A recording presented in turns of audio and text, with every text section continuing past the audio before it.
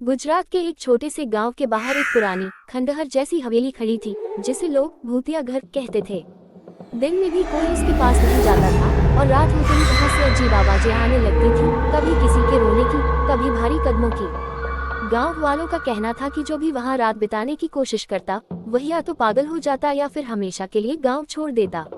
एक बार की बात है, जब एक युवक जिसका नाम सिर्फ मोदी था, अपने काम के सिलसिले में उस गाँव पहुंचा। रात काफी हो चुकी थी और ठहरने के लिए कोई जगह नहीं बची थी।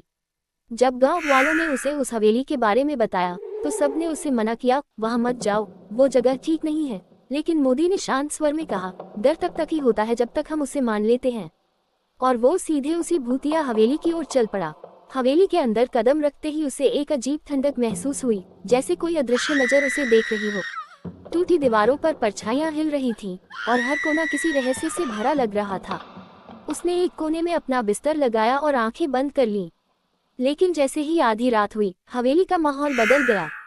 तेज हवा के साथ खिड़कियां अपने आप खुलने बंद होने लगी, दरवाजे जोर जोर से चरमराने लगे। अचानक ऊपर से किसी के चलने की आवाज आई, धीरे धीरे, जैसे कोई भारी कदमों से चल रहा हो। मोदी ने आंखें खोली और ध्यान से सुनने लगा। तभी एक डरावनी, धीमी आवाज गूंजी, किसी औरत के रोने की।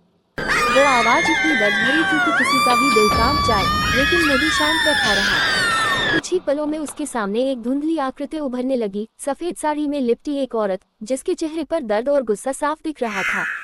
उसकी आंखें लाल थी और आवाज कांप रही थी, यह मेरा घर है, मुझे न्याय चाहिए। मोदी ने बिना घबराए उसकी ओर देखा और धीरे से बोला, बताओ तुम्हारे साथ क्या हुआ है। आत्मा ने बताया कि सालों पहले उसके अपने ही परिवार वालों ने लालच में आकर उसे मार डाला और इस हवेली में दफना दिया। तभी से उसकी आत्मा यहाँ भटक रही है, किसी ऐसे इंसान का इंतजार कर रही है जो उसकी बात सुने। मोदी ने पूरी रात उसकी कहानी सुनी और उसे भरोसा दिलाया कि वह उसके साथ न्याय करवाएगा। सुबह होते ही मोदी गांव वालों के पास गया और सबको उस हवेली की सच्चाई बताई। पहले तो किसी ने उसकी बात पर विश्वास नहीं किया, लेकिन जब कुछ बुजुर्गों ने पुराने किस्सों को याद किया, तो सब धीरे धीरे सच मानने लगे। गांव में उस मामले की छानबीन शुरू हुई और आखिरकार वह राज सामने आया जिसे सालों से छुपाया गया था। दोषियों को सजा मिली और हवेली में विधिवत पूजा करवाई गई। कहते हैं कि उस दिन के बाद से उस घर में कभी कोई अजीब आवाज नहीं आई और वो आत्मा हमेशा के लिए शांत हो गई। लेकिन गांव वाले आज भी कहते हैं कि उस रात अगर मोदी ने हिम्मत नहीं दिखाई होती, तो शायद वो आत्मा आज भी वही भटक रही होती और वो हवेली आज भी लोगों के दिलों में डर बनकर जिंदा रहती। हवेली में शांति होने के बाद गांव वालों ने राहत की सांस ली, लेकिन मोदी के मन में कहीं ना कहीं एक अजीब सा सवाल अब भी घूम रहा था, क्या सच में सब खत्म हो गया था या अभी कुछ बाकी था। उस रात के बाद जब वो गांव छोड़ने की तैयारी कर रहा था, तभी एक बुजुर्ग उसके पास आया और धीमी आवाज में बोला, तुमने एक आत्मा को तो शांति दिला दी, लेकिन इस हवेली की कहानी यही खत्म नहीं होती। मोदी ने चौंक कर पूछा, क्या मतलब। बुजुर्ग ने कांपते हुए कहा, इस घर में सिर्फ वही औरत नहीं मरी थी, उसके साथ कुछ और भी हुआ था जो आज तक किसी को नहीं पता। ये सुनकर मोदी का मन फिर से बेचैन हो गया। उसने जाने का विचार टाल दिया और एक बार फिर उस हवेली की ओर बढ़ गया।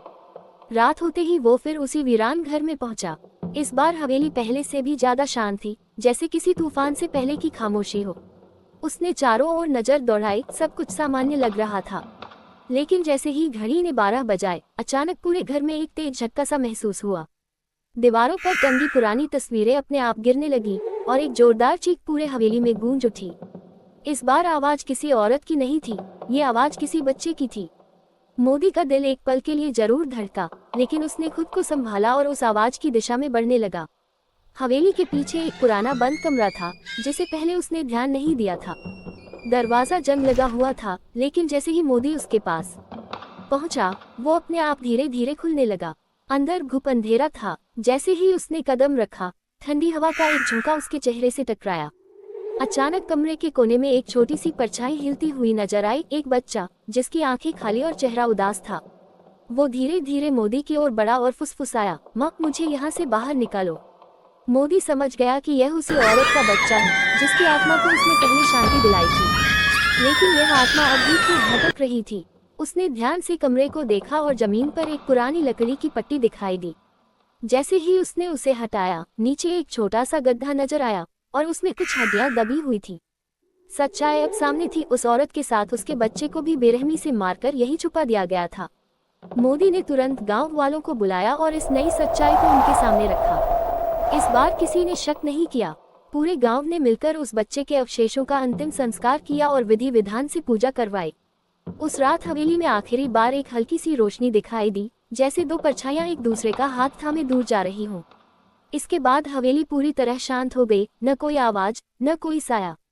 अगली सुबह जब मोदी गांव से जाने लगा तो हर किसी की आंखों में सम्मान और सुकून था। लेकिन जाते जाते उसने एक बार पीछे मुड़कर उस हवेली को देखा और हल्की सी मुस्कान के साथ आगे बढ़ गया। कहते हैं उस दिन के बाद से वो हवेली कभी भूतिया नहीं रही, लेकिन जो लोग इस कहानी को जानते हैं वो आज भी उस जगह के पास जाते समय एक बार जरूर सोचते हैं, क्या सच में सब खत्म हो गया या फिर कोई और राज अब भी छुपा हुआ है। भूत